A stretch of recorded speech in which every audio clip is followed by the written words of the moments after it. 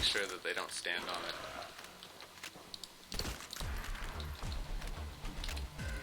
Alright, so I mean, this is round 13. I'll probably go to round 20 then, I guess, because I haven't even opened this door yet, because the stupid... I'll open it then. Alright, so this is the hard part. When you open up the door, you see that signal changed? Now, all these icons are different, like, perks that you can buy. And, I mean, they're like the perk soda machines. Now, when you open the door, teleporting zombies come in. And that's when it starts to get nuts. Because these guys teleport. I mean, you can see them, like, where they're going, kinda, by their kind of blurs and stuff like that, but, I mean, yeah, their eyes help to, alright, is one of these ammo, I think?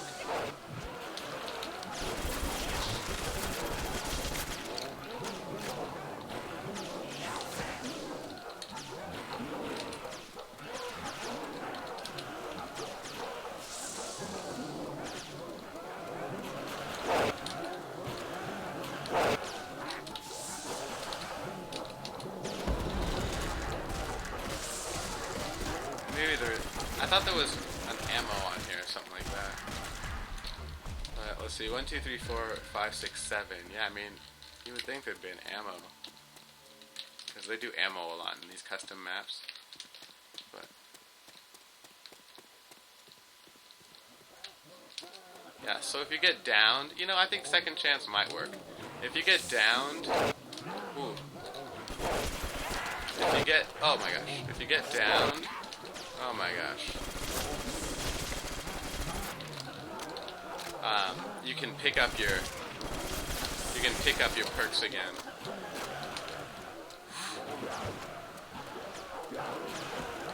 By getting them off the wall.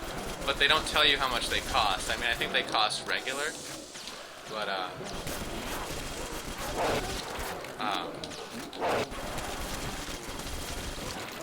I think they cost the same as normal, but... Ammo. I'm gonna cut this circle a little short. So I'm still gonna stay to my right, and now I'm gonna go left. Now, you see how I made that line? Like, I wanted to stay the line to the right, so they would all keep coming to the right first, so I could drag them away from the max ammo. Again, I mean, it's just kind of basic. Think about where you're going, and then go the opposite way, because they'll follow you, so bring them somewhere where you aren't trying to end up.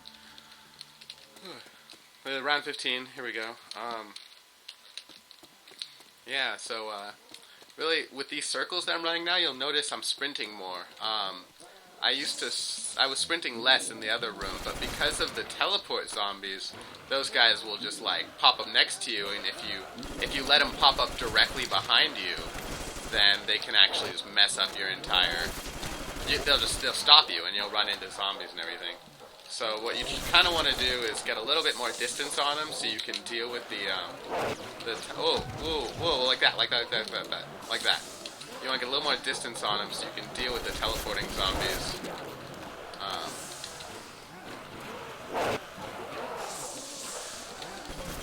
In case they teleport next to you or behind you. Ooh. Because they move so fast that what happens is I feel like they're pathing, they're coming towards you, and then they overshoot you, and they make it to the other side of you, and then they turn around and swipe at you. It's rough, because I think they might be able to go through you. I need ammo, so I'm going to try and throw a grenade at your feet, and then keep walking. Sometimes it'll make a crawler. There we go. Now, the problem is teleporting crawlers can mess you up bad. You wouldn't think a teleporting crawler would be that bad, but they are terrible. Oh my gosh, let me tell you. I've had so many times where I'm just like chilling at the box, and I don't even notice that a teleporting zombie just came up to me. Like a fast teleporting zombie? That's harsh.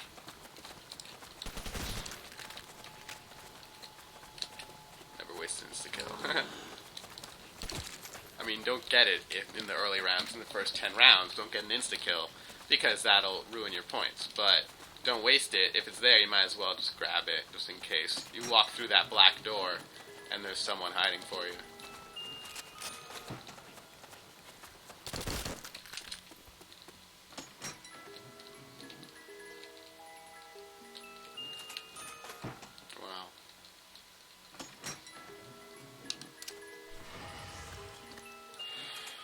There we go. I mean, really, just like when you have the time, throw grenades, make crawlers, get yourself some ammo, and go for it. I have 15,000 points, so what I do here is I just grab every gun because it's faster. Ooh. Ooh. Alright, fine. Actually, that's cool. Whew. See that guy? See? What if I had needed insta-go for that guy? Magnum's dope. Magnum's such a great gun. I mean, point and click, die. That's generally how it works. Still around 16, you know. Around 25 or around 20, I guess it's probably two-shot. Maybe it's two-shot now, but, you know, later on it becomes two-shot, but still it'll go through them. So, you can two-shot through guys. Now, I mean, here, you can still run in the other area. Whoa. You can still run in the opening area, but with all the teleporting zombies, it's dangerous. Like, oh my gosh. So yeah, I mean, like, what happens is with the gaps, I mean, this shows you the extreme circling. You know, every other map, you know, they're just walking at you, but here you have to really watch for your gaps, and you have to know when the zombies are gonna like run at you. You have to just be ready for those teleporter zombies, because once they go invisible, I'm not sure if they get a speed boost, but they just will come at you. So once they go invisible, you watch for where they're going. You know, if they're coming up to one of your sides, you want to try and dodge to the other side so you don't get caught behind them, right next to them. But yeah, like with this door here, what happens is the teleporting zombies make it a little bit easier to find your gaps, because they will just teleport and go super fast through those doors and get close to you, and then if you see 2 or 3 zombies spread out, chances are they're all going to teleport right at you, and then you're going to be able to just go around them. You know, they're going to try and close the gap, and you kind of waddle around, because that's what I'm doing. I'm circling around. Pretty fun little map, you know. It's easy to just kind of rage. Still no roof anywhere. I don't know why. Also, I don't know if this room was that tall. I know it's a big room, but I don't know if it was that tall. It's very tall for the room. And I mean, like, with corralling, I don't think there's much of a difference between, just inherently, between circling clockwise, circling counterclockwise, you know? But I just like to mix it up, you know? I'll go like a couple of rounds, or a couple of rounds one way, a couple of rounds the other way, maybe one round one way, one round the other way. It really comes down to the direction I choose is when I start off. When I start off, I will start shooting at a guy and not always try and just fall back to the other direction. And so that way, if I start off shooting a guy and I realize it's easier to fall to my left, you know, that's what I did at the beginning of this round. I was shooting at the door, I fell to my left, but I was on the right side of the door, so I just went all the way around instead of cutting through. And that way, you have that opening, and you know that you have that open space because it's the beginning of the round. And then later in rounds, the key is just keep going in the same direction. In this map, it's a complete circle, so you can just keep going the same direction. Now, other maps, like, you're playing on, oh my gosh. Oh my gosh. Whoa. Other maps,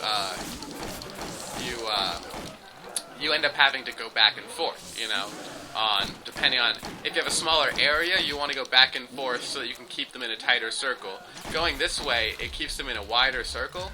I could be doing short laps if I wanted to, cutting across the center, just from like this post to that post, to that post, to that post, you know, like that.